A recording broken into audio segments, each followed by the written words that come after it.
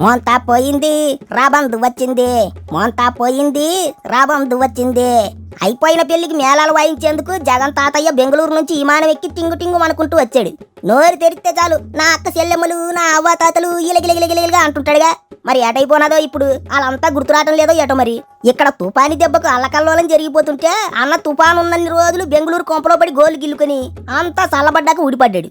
ఆ సంకలో చెగ్గడ్డ సజ్జల తనకు తోచిందేదో రాసిస్తే దాన్నే గొట్టల ముందు అప్పచెప్పేసి మరోసారి కామెడీ చేశాడు. అదేటో గాని జగనన్న ఏడు చేసినా దమ్మిడి ఖర్చు కావద్దు, జోబీలోంచి రూపాయి ఖర్చు అవ్వద్దు.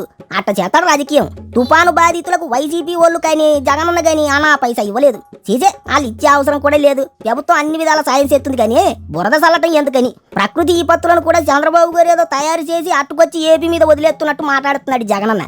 ఆ మోంతా తుఫాను ఏదో చంద్రబాబు గారు చుట్టమన్నట్టు తుఫాను చంద్రబాబు గారే తీసుకొచ్చారని చెబుతున్నాడు. ఎందుకు కాదు జగనన్న అందరూ పిచ్చోడు అనుకునేది. ఒకడు పిలిస్తే రావడానికి వద్దంటే పోటానికి తుఫాను లేటైనా మన తాత చుట్టాలా? చంద్రబాబు గారు తెచ్చిన తుఫాను వల్ల పంటలకు నష్టం జరిగిందట. ఇంతకన్నా పెద్ద కామెడీ ఉంటుందా? ఆ జబర్దస్త్ ఆర్టిస్టులను మించి కామెడీ చేస్తున్నాడు అన్నయ్య. ప్రతి ఏడాది అక్టోబర్ నెలలోనే తుఫాన్లు వస్తుంటాయి. ఈ విషయం వాతావరణ శాఖ వాళ్ళని అడిగితే చెబుతారు. అంతెందుకు జగనన్న ముఖ్యమంత్రిగా ఉన్నప్పుడు కూడా తుఫాన్లు వచ్చాయి. అన్న చంద్రబాబు గారిలా ముందు చూపుతో పనిచేసే రకం కాదు కదా, శవాల మీద పేలాలు ఏరుకునే రకం. అందుకే మొత్తం కొంప గోడు అన్ని కొట్టుకుపోయాక కాలికి బురదంటకుండా తాపీగా ఎర్ర తివాచి వేయించుకుని పరామర్శకి వెళ్ళేవాడు.